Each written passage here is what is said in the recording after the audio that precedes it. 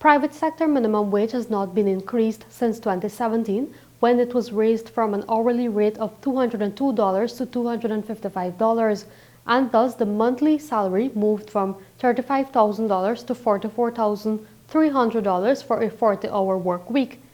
The minimum wages for the public sector is currently at $70,000. Last month, Minister of Labor Joseph Hamilton said that he will soon be issuing an order to increase the private sector minimum wage to $60,000.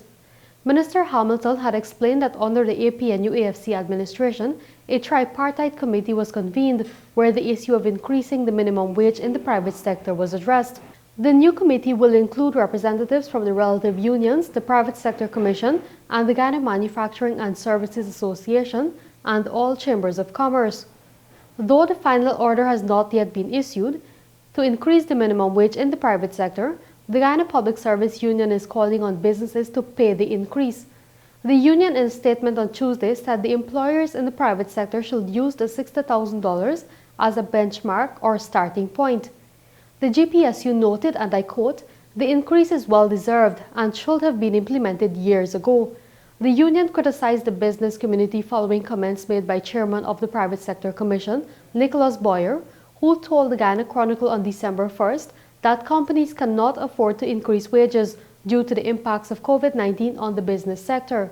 The Gpsu said it understands the impacts of COVID-19, but, and I quote, "Employers in the private sector should make every effort to recognize the meager wages paid to private sector employees and endeavor to lift these employees out of suffering by implementing the increase."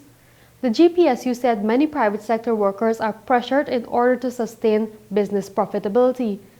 The union also accused businesses of paying more to their family members while saying, and I quote, "Poor workers continue to suffer in silence since they have no voice, no representation, and are at the whims and fancies of employers who conversely access a number of relief measures, tax incentives and exemptions, and moreover sustained profitability and posh lifestyles." For the newsroom, I am Bibi Katun.